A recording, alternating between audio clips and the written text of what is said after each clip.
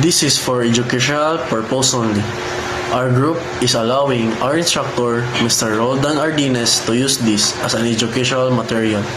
So, hello everyone, I'm Cadet Tingzon. So, I'm here today to tackle about our topic, which is Asian regionalism. Asian economies have grown not only richer but also closer together.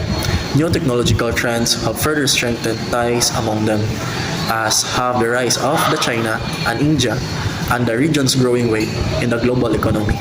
So, the 1997-1998 financial crisis dealt a severe setback to much of the region, highlighting Asia's shared interests and common vulnerabilities and providing an impetus for regional cooperation.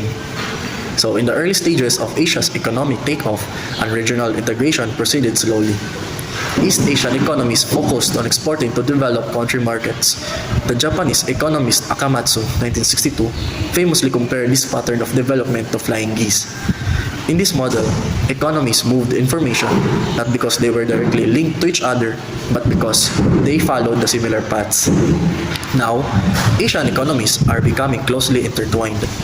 Interdependence is deepening because Asia's economies have grown large and prosperous enough to become important to each other, and because their patterns of production increasingly depend on networks that span several Asian economies and involve ranging exchanges of parts and components among them. So, in simple explanation, Asian regionalism is a product of economic interaction between Asian countries. Asian regionalism has emerged as a significant force due to the region's rapid economic growth and increasing interdependence. As economies in Asia, particularly in East and Southeast Asia, have expanded, countries have recognized the benefits of economic cooperation and integration.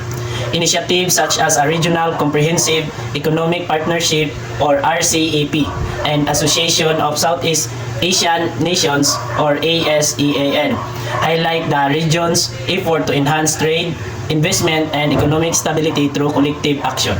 This economic collaboration helps member countries leverage their combined market potential and address economic challenges more effectively. Geopolitical dynamics, cultural and historical ties, and the need to address transnational challenges all contribute to the growth of Asian regionalism. The rise of China and India as global powers has prompted neighboring countries to seek stronger regional alliance, while security concerns like territorial disputes and maritime issues push nations to work together for stability. Shared cultural and historical connection foster a sense of regional identity and solidarity, supporting cooperation in areas like cultural exchange and community building. Globalization has further highlighted the need for regional collaboration to tackle transnational issues like climate change and pandemics, reinforcing the importance of a unified approach to regional challenges. A prime example of Asian regionalism is a Association of Southeast Asian Nations or ASEAN, founded in 1967. ASEAN is a regional organization that includes 10 Southeast Asian countries: Indonesia, Malaysia, the Philippines, Singapore, Thailand, Brunei, Vietnam, Laos, Myanmar, and Cambodia. The formation of ASEAN illustrates the drive for regional cooperation and integration in response to several factors. ASEAN's regionalism encompasses economic, geopolitical, and cultural dimension. Economically, the organization seeks to enhance trade and investment among its members through initiatives like ASEAN Economic Community or AEC, aiming to reduce trade barriers, harmonize regulation, and attract foreign investment. Geopolitical, ASEAN serves a platform for addressing regional security issues, promoting dialogue and peaceful resolutions, and maintaining stability through ASEAN Regional Forum or ARF. Culturally, ASEAN builds on shared historical and cultural connection, promoting cultural exchange and fostering a sense of unity and cooperation beyond economic and political interests. These multifaceted efforts highlight ASEAN as a prominent example of ASEAN regionalism in action. What is an example of regionalism? Regionalism is having a different meaning whether you're talking about economics, local politics, international relationships, or even numbers. So first, I'm going to give an example about economics. Economics globalization is one of the three main dimensions of globalization commonly found in academic literature, with the two other being politics globalization and cultural globalization. As well as there are general term of globalization, economics globalization to refer to widespread international movement of the goods, capital, services, technology, and information. It is an increasing economics integration and interdependence of national, regional, and local economics across the world through the intensification of cross-boundaries movement of goods, services, technologies, and capital. Economics globalization primarily composes the globalization of production, finance, market technology, or organizational institute cooperate with the people.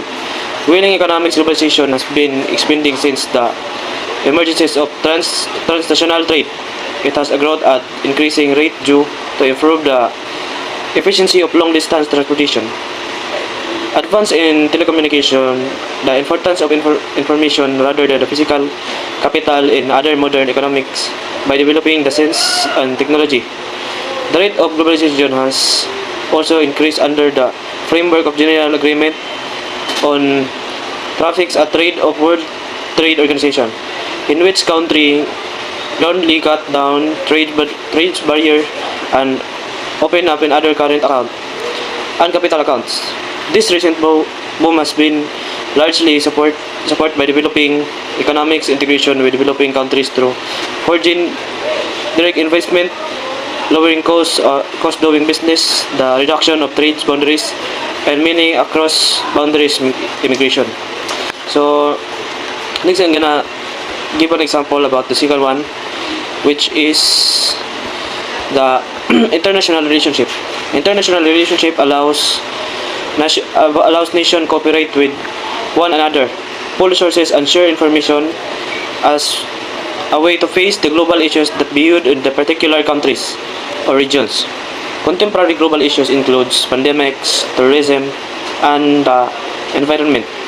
International relationship advance human culture through cultural exchange, diplomatic, and politics development. So the last one is politics. Local politics. Local politics consists of the process by which goods, services, and privileges are located by the government of the rules and established for this allocation by the other social institution. So first is the advantages of regionalism. Regionalism offers several advantages that enhance political, economic, and social cooperation among states within a specific geographic area. It includes the enhance of cooperation. Regionalism fosters collaboration among states, allowing them to pool resources and address common challenges effectively, particularly in areas like climate change and economic development. Economic prosperity. By working together, regional states can boost economic growth, improve political stability, and enhance security, creating more prosperous environment for all involved. Efficient resources management. Regional approaches to planning and coordination help manage resources more efficiently, particularly in metropolitan areas where issues often transcend municipal boundaries. This is crucial for addressing urban development, environmental concerns, and infrastructure needs. Local benefits. Citizens may experience direct advantages such as increased freedom of movement within the region and access to cheaper goods and services due to reduced trade barriers. The political representation can amplify the voices of a smaller or less politically prominent states, ensuring that their interests are represented in broader discussions. It also able to learn their role in the community, the effectiveness and efficiency of local governance, and the trend of the global development. On the other hand is the disadvantages of regionalism. While regionalism offers several advantages, there are also key disadvantages to consider. First is the political fragmentation. Divergent interests and priorities among member states can lead to challenges in achieving consensus on shared policies and objectives. Lack of cohesion in decision-making process, disagreements and disputes among member states can slow down progress of regional initiatives. Inefficient governance structure within regional organizations, persistence of political fragmentation may pose a risk of stability and sustainability of the regional bloc. The second is the trade barriers. Differing regulation and protectionist policies among states can create trade barriers despite the aim of reducing them. Trade barriers can increase costs, delay, and complexities in cross-border trade for businesses. Social inequality, regional policies can be exacerbated income inequalities among member states' populations. So the third one is the sovereignty concern interconnectedness. Between states that can be blurred in the line between cultural, political, and economic identities, sovereignty of nation states. During the EU referendum, the campaign in the UK, many politicians advocated for Brexit based on the argument that EU membership had eroded domestic control over UK laws. Fourth is the dominance by larger countries. Regional organizations can become dominated by regional largest and richest countries despite representing many nations.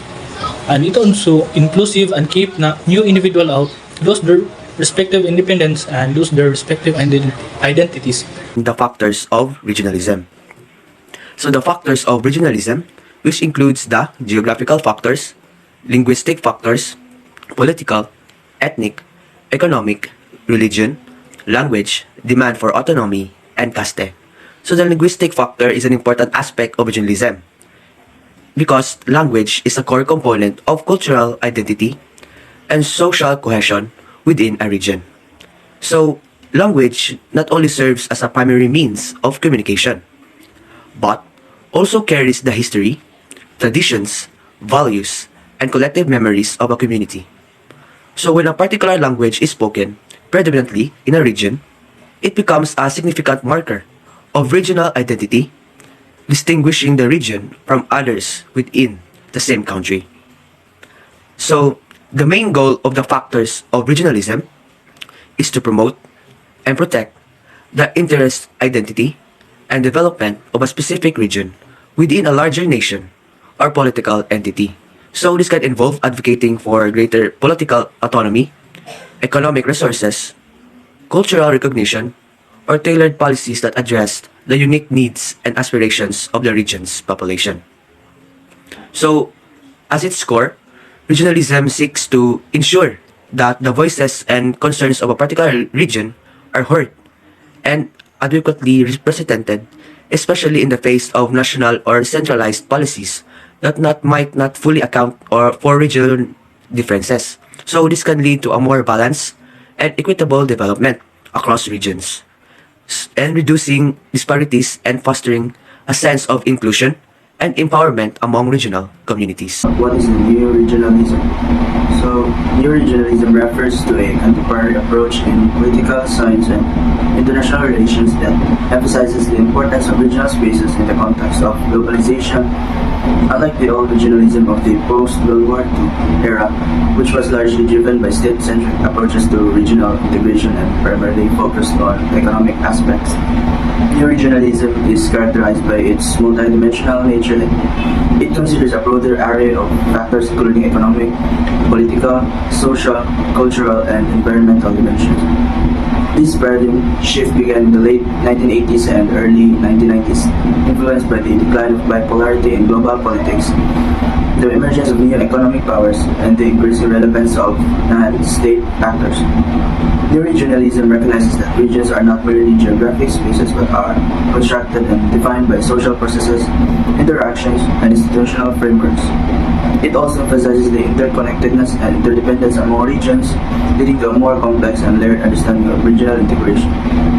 Moreover, new regionalism is marked by its emphasis on inclusivity and flexibility, as it often involves a variety of actors, including states, regional organizations, transnational corporations, civil society, and even individuals.